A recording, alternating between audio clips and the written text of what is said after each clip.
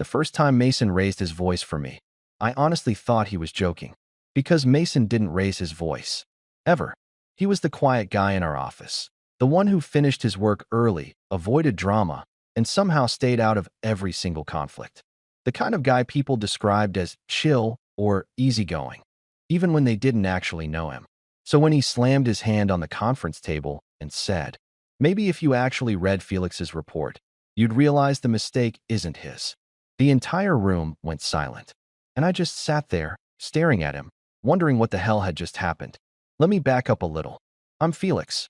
I'm 26, and about 6 months ago, I started working at a small marketing firm. Nothing glamorous, social media campaigns, brand strategy, a lot of last-minute client panic. Typical agency chaos. Mason had been there longer than me. Same team, same project rotation, desks across the aisle from each other. For the first few weeks, we barely talked. Not because he was unfriendly. He just kept to himself. Headphones on. Coffee always black. Lunch usually at his desk. If you asked him for help, he'd give you a clear, calm answer, then go right back to whatever he was doing. I figured he just wasn't a people person. Meanwhile, I was very much the opposite. I talked too much, volunteered for things I shouldn't, and somehow kept ending up with extra work because I didn't know how to say no. Classic new guy energy. And apparently, an easy target.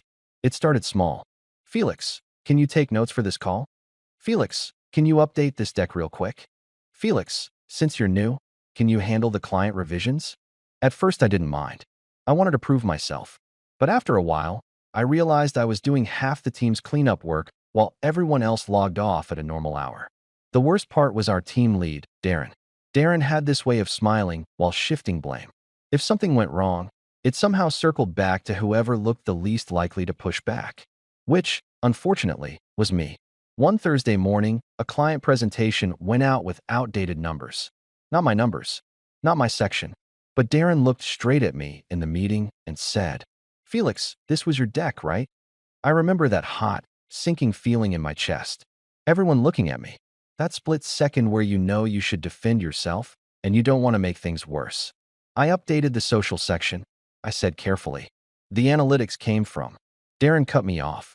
"Next time, double-check everything before sending." And just like that, it was my fault.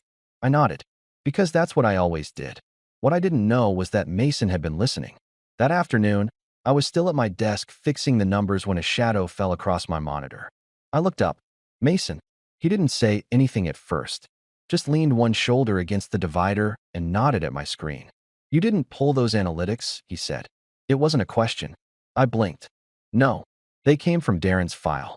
Mason's jaw tightened slightly. Not dramatic. Just a shift. Then he said something that surprised me. "You should have said that in the meeting." I gave a small, awkward laugh. "Yeah, well, I'm still trying to survive probation." He studied me for a second. His eyes were darker than I'd noticed before. Serious. Then he said quietly, "If you let people put things on you once, they'll keep doing it." And walked away. That was it. No big speech. No friendly smile. But after that, something changed. It was subtle at first. If someone tried to pass me a last-minute task, Mason would say, "Felix is already on the Henderson account. I can take that." If Darren asked me for updates in front of the team, Mason would casually add, "We split that project." The delay wasn't on Felix. He never made it obvious. Never made a scene. But every time something started leaning my way unfairly, he nudged it back. At first I thought he was just being fair. Then I realized he was paying attention. Like, really paying attention. He noticed when I stayed late. He noticed when I skipped lunch. Once, he dropped a coffee on my desk without a word after I'd been stuck in back-to-back calls all morning. I looked up. He was already walking away. I caught up to him near the printer. "You don't have to do that, you know." He glanced at me. "Do what?" "The coffee thing." He shrugged. "You look like you needed it." Simple. Casual. But something about the way he said it made my chest feel weirdly warm. That was the first time I really looked at him. Tall. Broad shoulders. Always calm. The kind of face that didn't show much unless you were paying attention. And I realized something else. Mason wasn't like this with everyone. Just me. Then came the meeting. The one where everything changed. The analytics error happened again, this time on a major client report. Darren opened the discussion with his usual tone. "We need to talk about the data issue." "Felix, this keeps happening." My stomach dropped. I hadn't even touched that report. I opened my mouth, already feeling that familiar pressure to stay polite, to stay careful, to not make things worse. And that's when Mason spoke. No, he said, not loud, but firm enough that the whole room paused. He leaned forward slightly, looking directly at Darren. The data came from your master file. Felix updated visuals only. I checked the version history. Silence. Darren blinked. Well, regardless. That's when Mason's hand hit the table. Not aggressive, not violent, just sharp enough to cut through the room. Stop putting this on him. Now everyone was staring. My heart was pounding. Because Mason, quiet, invisible Mason, looked genuinely angry. And the way he said the next sentence made something shift inside me. If there's a mistake, we fix it, he said. But you don't keep blaming Felix for things that aren't his. The room went dead quiet. Darren forced a tight smile. Let's stay professional. Mason didn't look away. I am. And for the first time since I'd started that job, someone had stood up for me. Not casually, not quietly, but like it actually mattered. The meeting ended awkwardly. People avoided eye contact. Darren moved on quickly. I barely remembered what happened after that, because my hands were still shaking. And Mason? He just sat back down, opened his laptop, and went back to work like nothing had happened. I stared at him for a solid 10 seconds before finally getting up and walking over. Hey, I said quietly. He looked up. What you did back there? You didn't have to do that. Mason held my gaze for a moment. Then he said something that made my chest tighten in a way I didn't fully understand. Yeah, he said calmly. I did. That should have been the moment I realized something was different. But I didn't. Not until a week later. When Mason didn't just defend my work. He defended me. And this time, the thing about office drama is that it doesn't stay in the conference room. It leaks. It spreads through Slack messages, side glances, awkward coffee machine silences. And after Mason shut Darren down like that, people noticed. The next few days felt different. Not hostile, just tense. Darren stopped assigning me random, quick fixes. A couple coworkers suddenly started double-checking their own numbers. And Mason? Mason got quieter, which I didn't think was possible. I didn't realize how much the meeting had rattled me until Friday night. We were both still in the office around 8 p.m., the only ones left. The overhead lights had switched to that dim evening setting, and the place felt too big and too empty. I was pretending to focus on a campaign outline. In reality, I was thinking about him, about the way his voice had changed in that meeting, about how his hand had hit the table, about the way he said stop putting this on him. Not the data, not the report. Him, me. I shook my head, trying to reset my brain. Still here, Mason's voice came from behind me. I turned in my chair. Yeah, trying to finish this before Monday. He stepped closer to my desk, close enough that I could smell his cologne, subtle, clean, not overpowering. Just him. You don't have to prove anything, he said. I gave him a small smile. I kind of do. No, he replied, steady. You don't. There was something about the way he looked at me when he said that. Not casual. Not distant, focused, like I was the only thing in the room. And suddenly the air felt heavier. Why did you do it? I asked before I could stop myself. He tilted his head slightly. Do what? In the meeting. A beat of silence. Then he said, because it was wrong. That's it. His jaw flexed slightly. You think I enjoy watching someone get blamed for something they didn't do? I hesitated. You don't do that for everyone. That landed. I saw it in his face. A flicker. Almost unreadable. You don't need everyone, he said quietly. My heart skipped. What's that supposed to mean? For a second, I thought he wouldn't answer. Then he looked away, just briefly, like he was debating something internally. When his eyes came back to mine, they were sharper. It means, he said slowly, I don't like how they talk to you. The room felt smaller. How they talk to me? Yes. The word was tight, controlled, and I definitely don't like how you let them. That hit harder than I expected. I stood up before I realized I was doing it. So this is my fault now. His expression shifted immediately. No. He stepped closer. I'm saying you shouldn't have to fight alone. Alone. The word echoed in my head. Because that's exactly how it had felt.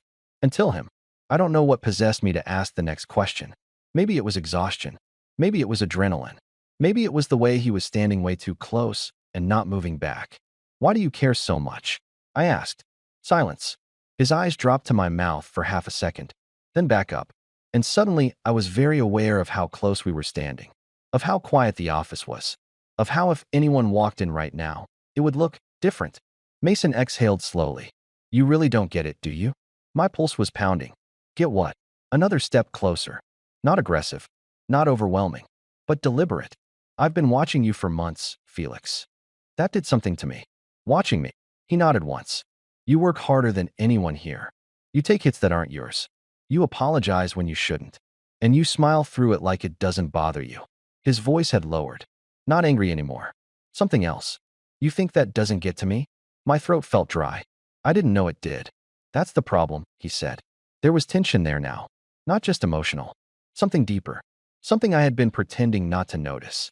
The way he always looked at me a second too long. The coffee. The constant defense. The way he'd scan the room if someone raised their voice near me. It wasn't just fairness. It was protective. And protective can turn into something else. My voice came out quieter than I intended. You don't have to protect me. I know. He didn't step back. But I want to. That did it. That's the moment the line shifted. Because that wasn't about work anymore. That wasn't about office politics. That was about me. And him. And whatever had been building underneath all of it. My brain was screaming at me to step back. To make a joke. To defuse it. Instead, I said, Mason. And I don't know what I was going to say next. Because at that exact moment, the office lights flickered. Automatic timer. Half the floor went dark. We both instinctively glanced up. And when the lights settled into that dim, after-hours glow, we were still standing way too close. And neither of us moved. He looked at me like he was waiting. Not pushing. Just waiting. For permission. For rejection. For something. My hand brushed his wrist by accident. Or maybe not completely by accident. And the way his breath changed? It wasn't subtle. You're making this hard, he muttered. My stomach flipped. Making what hard? He held my gaze. Pretending this is just about work. And that's when I realized. My coworker wasn't just defending me too fiercely. He was fighting something else. And I wasn't sure if I was about to stop him. Or let him win. The crazy thing is, he didn't kiss me. Not then. Not in that dim, almost empty office with the lights half out and the air thick between us. He just stood there. Close enough that if either of us leaned forward half an inch, it would have happened. And I think that restraint somehow made it worse. You're making this hard, he'd said. Pretending this was just about work. My brain was short-circuiting. Because up until that moment, I told myself this was all in my head. The coffee? Friendly. The defending? Professional fairness. The intensity? Just his personality. But now he was looking at me like I wasn't imagining any of it. And that terrified me. Mason, I said again, but it came out softer. Less certain. His eyes didn't leave mine. You don't have to say anything, he said quietly. That surprised me. I don't. He shook his head slightly. I'm not trying to corner you. But that's exactly what it felt like. Not physically. Emotionally. Because once something is named, even indirectly, you can't pretend it's not there anymore. You've been different with me, I said carefully. A humorless half-smile tugged at his mouth. Yeah. Why? He held my gaze for a long second. Then, because I like you. There it was. No dramatic music. No build-up. Just simple. Direct. And somehow that made my chest feel like it was being squeezed. I didn't respond immediately. Not because I didn't have feelings. But because I did. And that was scarier. We'd been working side by side for 6 months. We shared clients. Deadlines. A boss who already didn't love either of us right now. If this went wrong, it wouldn't just be awkward. It would be daily. Inescapable. I don't know if this is a good idea, I admitted. He nodded once. That's fair. He still hadn't stepped back. Which meant I hadn't either. This is work, I continued. It could get messy. It already is, he said evenly. I almost laughed at that. You know what I mean. I do. His voice softened slightly. But I'm not confused about this. That hit. You're not. No. His eyes dropped briefly to my mouth again. Then back up. I've been trying not to cross that line for months. Months. My stomach flipped. Since when? I asked before I could stop myself. He exhaled through his nose. Since the Henderson pitch. I blinked. That was my 2nd week. I know. That did something to me I wasn't prepared for. Because I remembered that pitch. I'd been nervous. Stumbling over my slides. Darren had corrected me mid-sentence. And afterward, Mason had quietly told me, you did fine. I hadn't thought much of it. Apparently, he had. You don't even know if I started. Like men, he finished calmly. My throat tightened. I hadn't actually said it out loud. Not to anyone at work. He wasn't smirking. He wasn't pushing, just watching me carefully. I'm not labeling you, he added. I'm just telling you where I stand. That steadiness was infuriating and comforting at the same time. You're very calm about this, I muttered. He gave the faintest shrug. I've had time. And if I don't feel the same? There it was. The risk. For the first time since this conversation started, I saw something vulnerable flash across his face. I'd deal with it, he said quietly. No defensiveness. No guilt. Just honesty. But I needed you to know. That should have made it easy. It didn't. Because here's the thing. I had noticed him too. The way his sleeves rolled up when he worked. The way his voice dropped when he was irritated. The way he watched me like he was constantly assessing whether I was okay. I just convinced myself it was nothing. Safer that way. Why so protective? I asked suddenly. His jaw flexed slightly. I don't like seeing you dismissed. That's not what I meant. He held my gaze. And this time, there was no hesitation in his answer. I don't like when anyone makes you feel small. The words landed deep. Too deep. Because he was right. That's exactly how it had felt. Small. And he'd been the only one pushing back against it. The distance between us wasn't big anymore. It hadn't been for a while. My hand was still near his wrist. And this time, when my fingers brushed his skin, it wasn't accidental. He inhaled sharply. Just a small shift. But I felt it. Felix, he warned softly. A warning, not a rejection. If this is just adrenaline from the meeting. It's not, I interrupted. The words came out before I could overthink them. His eyes darkened slightly. Then what is it? I swallowed. It's me trying to figure out why I've been thinking about you outside of work. Silence. Heavy. Charged. And, he pressed, voice lower now. And maybe I stopped pretending it was nothing. That was all it took. He didn't grab me. Didn't rush. His hand came up slowly, giving me every chance to pull away, and rested lightly at my waist. Waiting. I didn't move. Didn't step back. Didn't break eye contact. So he leaned in. And this time, I met him halfway. The kiss wasn't desperate. It wasn't messy. It was controlled. Careful. Like two people who understood exactly how much they had to lose. But the second his mouth pressed against mine, all that control, it cracked. His grip tightened slightly at my waist. My hand slid up to his shoulder without thinking. The office was quiet. Too quiet. Which somehow made every breath feel louder. He pulled back just enough to look at me. You sure? He asked. Not teasing. Not arrogant. Serious. I nodded once. Yes. And that's when Mason stopped being just the coworker who defended me and started becoming something that felt dangerously real. The only problem? We weren't the only ones still in the building. And someone had definitely just seen us. I didn't see who it was at first. Just movement. A shadow shifting near the glass wall of the conference room across the floor. Mason noticed it too. His hand dropped from my waist instantly. The temperature in the room shifted from heated to cold in half a second. Did you see? I started. Yeah, he muttered. Footsteps. Not close. Not rushing. Just the distinct sound of someone walking away. My heart was pounding for a completely different reason now. Tell me that wasn't who I think it was, I said. Mason didn't answer immediately, which was not reassuring. We stepped apart fully this time. Professional distance. The kind you can pretend has always been there. Mason adjusted his sleeves. I sat back down at my desk like I'd been reviewing spreadsheets the entire time. The glass doors near the elevator slid open with a quiet whoosh. And then I saw him. Darren. Phone in hand. Expression unreadable. He didn't look at us. That was almost worse. He just walked out. Silently. The doors closed. And my stomach dropped straight through the floor. You've got to be kidding me, I muttered. Mason's jaw tightened. He saw, I said. Probably. That's not a probably, Mason. He didn't argue. Panic has a funny way of sneaking in after adrenaline fades. 5 minutes ago, I'd been kissing him in the middle of an empty office. Now I was imagining HR emails, awkward team meetings, whispers behind my back. This is exactly what I was afraid of, I said quietly. Mason turned toward me. What part? The messy part. He didn't dismiss it this time. He walked over slowly and leaned against my desk, but kept space between us. He can't fire you for that, he said. You don't know that. He can't. Mason repeated, firmer. It's not illegal. No, I said. But making my life miserable isn't illegal either. That landed. Because we both knew Darren's personality. Petty. Passive-aggressive. Strategic. And now we just handed him leverage. You regret it? Mason asked suddenly. The question caught me off guard. I looked at him. Really looked at him. His expression was controlled like always, but there was something tight underneath. Vulnerable. No, I answered honestly. And that was the truth. The kiss? I didn't regret that. I regretted the timing, the location, the witness, but not him. Something in his shoulders relaxed slightly. Good, he said quietly. We didn't talk much after that. Not because we were angry, because we were thinking, overanalyzing, strategizing.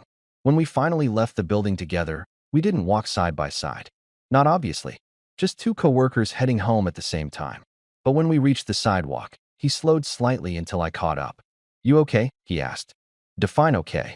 A small exhale through his nose. Fair. We stood there for a moment under the streetlights. No office walls. No glass panels. Just the city humming around us. I meant what I said, he told me. Which part? All of it.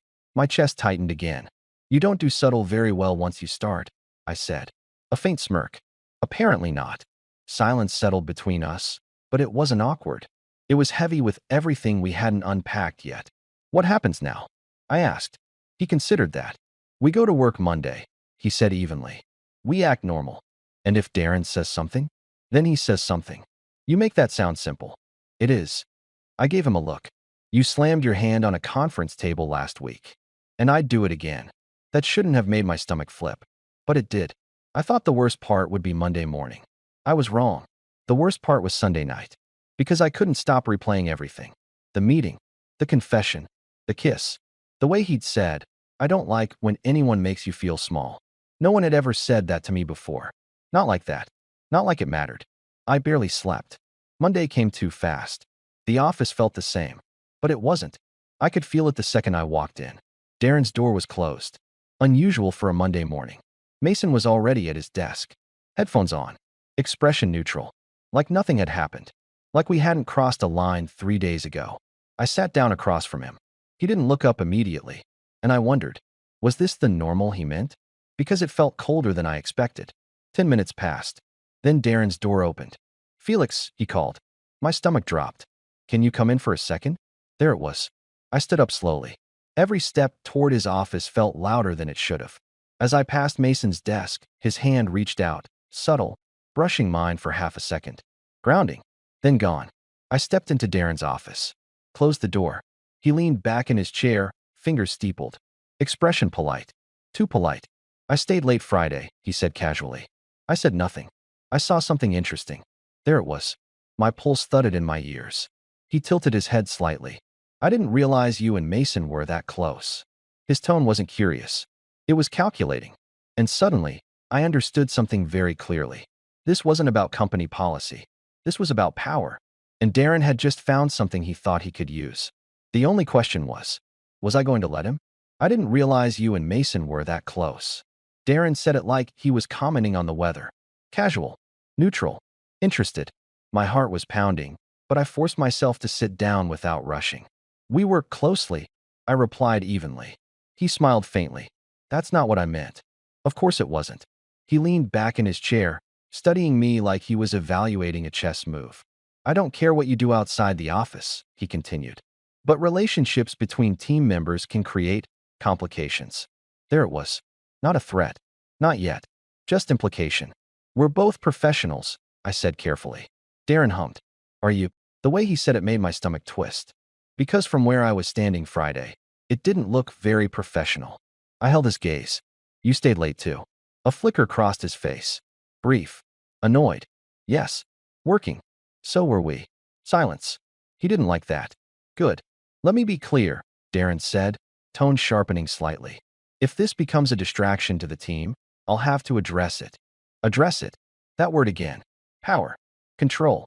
I understand, I replied. And I meant it. Not because I was scared. Because I wasn't going to give him the satisfaction of seeing me panic. He watched me for a long moment. Like he was waiting for me to crack. I didn't. Finally, he nodded toward the door. That's all. I stood up. My hand was steady when I opened the door. But the second I stepped back into the open office, my pulse spiked again. Because Mason was watching me. Not obviously. Not dramatically. Just aware. I walked back to my desk. Sat down. Waited until Darren's door closed again. Then Mason's voice came quietly from across the aisle. Well, I kept my eyes on my screen. He saw. I figured. He's not thrilled. A beat. Did he threaten you? No. Another beat. But he thinks he has leverage. That made Mason's chair shift slightly. I could feel his mood change without even looking. He doesn't, Mason said. You don't know that. I do. I finally glanced at him. His expression wasn't angry. It was controlled. Dangerously so. He can't retaliate without creating a paper trail, Mason continued. And he's too careful for that. You sound very confident. I am. That steadiness again. It grounded me more than I wanted to admit. The day moved slowly. Too slowly. Every interaction felt like it was being monitored. Every glance felt loaded. Mason and I barely spoke. Not because we were distant, because we were careful. And that carefulness almost felt worse than the tension from Friday night. Around 4 p.m., I got assigned a last-minute revision on a campaign. Not unusual, except it had nothing to do with my accounts. I stared at the notification, then slowly looked up. Darren's office door was open. He was watching the floor. Subtle. Calculated. There it was. Not obvious retaliation. Just pressure. A reminder. I started working on it without comment. 5 minutes later, Mason's chair rolled back. He stood, walked straight into Darren's office. Didn't knock. My stomach dropped. Through the glass walls, I could see them talking. Couldn't hear it, but I could see the body language. Darren leaning back, measured. Mason standing, arms crossed. Not aggressive. Unmovable. The conversation lasted maybe 2 minutes. Then Mason walked out. Came straight to my desk. That assignment isn't yours, he said quietly. I know. I'm taking it. You don't have to. I'm taking it, he repeated. This time there was no room for argument. Before I could respond, he forwarded the task to himself and deleted it from my queue. Then he sat back down, like it was nothing. My chest felt tight. Not from fear. From something else. I leaned back slightly so my voice wouldn't carry. You don't have to fight every battle for me. His eyes flicked up. I'm not. It kind of feels like you are. A pause. Then, softer. I'm fighting the ones you shouldn't have to. That did something to me. Again. You realize this might make things worse, I said. For who? For you. A corner of his mouth lifted faintly. I can handle Darren. That wasn't bravado. It was fact. And that scared me more. Because this wasn't just about office politics anymore. It was about him stepping in front of pressure meant for me. Over and over. We left work separately again. This time, intentionally. But halfway down the block, I heard footsteps behind me. I didn't turn around. I thought we were being subtle, I said. I am, Mason replied calmly. He fell in a step beside me. Not touching. Not obvious. Just close enough. You don't have to keep shielding me, I said quietly. I'm not shielding you. What do you call it? He looked at me then. Direct. Honest. Backing you up. That difference mattered. More than I expected. We stopped at a crosswalk. Red light. City noise around us. He turned slightly toward me. I need to know something, he said. Okay. If Darren pushes harder, if this gets uncomfortable, are you going to pull away from me? The question caught me off guard. Is that what you think? I think you value stability, he replied. And I just disrupted it. He wasn't wrong. I did. But here's the thing. Stability had meant being quiet, taking blame, keeping my head down, until he walked into that meeting and slammed his hand on the table. Until he said, stop putting this on him. Until he said, I don't like when anyone makes you feel small. I looked at him, really looked at him. You didn't disrupt it, I said. You changed it. His expression shifted slightly. Careful hope. And I don't want to go back. The light turned green, but neither of us moved right away. He stepped closer, not kissing me, not here, just close enough that I could feel his presence. Good, he said quietly, because something had shifted, not just between us, inside me. And if Darren thought he'd found leverage, he was about to realize something. Mason wasn't the only one who could push back anymore. Tuesday morning, Darren made his move. Not dramatic, not loud, just subtle enough that anyone watching casually wouldn't notice. But I noticed, because this time, I was looking for it. He reassigned one of my long-term accounts. No explanation, no discussion, just a quiet reshuffle in the system. Henderson, the same client from my second week. The one Mason said he'd liked me since. I stared at the screen longer than I should have. Across the aisle, Mason's posture changed almost instantly. He'd seen it too. He stood up. I stood up with him. He looked at me, clearly about to head toward Darren's office again. I shook my head. Don't. His jaw tightened. He's testing you. I know. And And this time, I said evenly, I'm handling it. That stopped him. Not because he doubted me. Because this was new. I walked into Darren's office without knocking. He looked up, mildly surprised. Yes. Why was Henderson reassigned? Calm. Measured. No heat. He leaned back in his chair. Restructuring. That account's been stable for months. Yes. Then why move it? He gave me a thin smile. I thought a change might benefit the team. There it was again. Control through ambiguity. I didn't blink. If there's a performance concern, I'd like it documented. That made him pause. Just slightly. I didn't say there was a concern. Then I'd like the account back. Silence stretched. For the first time, he looked like he was reassessing me. This wasn't the Felix who nodded and absorbed blame. This wasn't the version he was used to managing. You seem more confident lately, he said slowly. I am. A beat. Is that Mason's influence? That could have baited me. Could have made me defensive. Instead, I held his gaze. No. That's mine. The shift in power was subtle, but it was there. Finally, Darren exhaled. Fine. Henderson stays with you. Just like that. Not because he wanted to give in, but because pushing further would create a visible pattern. And he knew it. When I stepped back into the open office, Mason was pretending to review a spreadsheet. He didn't look up. What happened? He asked quietly. Henderson stays. Now he looked up. Really looked. Okay. That was it. No dramatic praise. No overreaction. Just a small nod. But I saw it. The approval. And something else. Respect. You didn't need me in there, he said. No. You sure? I'm sure. A faint smile tugged at his mouth. Good. The tension with Darren didn't disappear. But it changed. He stopped with the small assignments. Stopped hovering. Stopped the quiet redistributions. Because now he knew something. We weren't just reacting anymore. We were watching. And that made him careful. That night, Mason didn't walk behind me. He didn't trail at a subtle distance. He waited outside the building. Openly.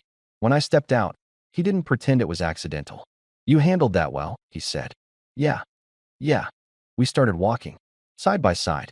No space between us this time. Public sidewalk. Public street. Public risk. You didn't have to come in after me, he added.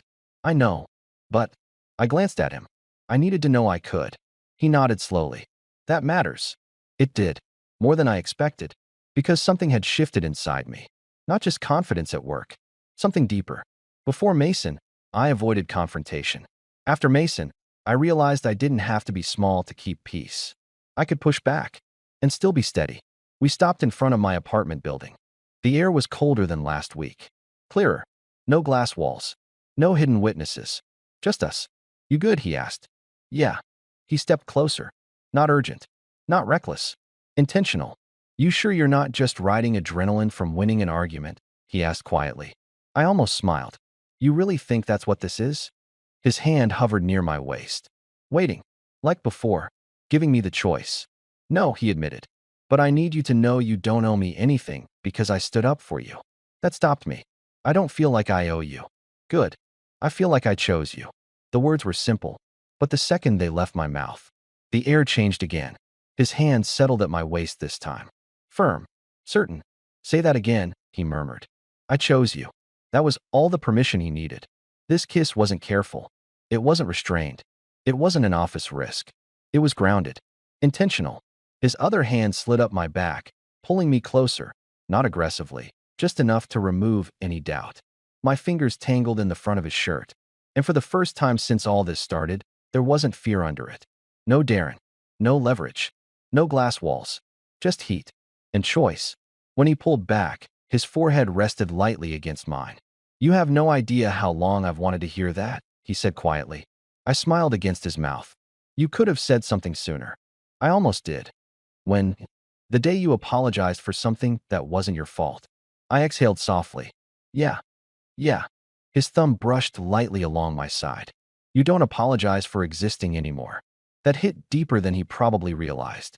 I'm working on it, I said. I know. Here's the thing no one talks about. It wasn't just that Mason defended me too fiercely.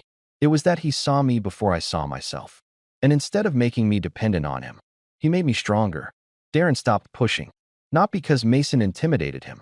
Because I stopped folding. And Mason? He didn't shield me. He stood next to me. Which was all I ever actually needed. The office still has politics. Deadlines. Tension. But now, when someone tries to shift blame, I speak. And if they push, there's a quiet, steady presence at my side, not fighting for me, fighting with me. And sometimes, late at night, when the lights dim automatically, we don't stay in the office anymore, because some lines are worth crossing, just not in glass-walled conference rooms.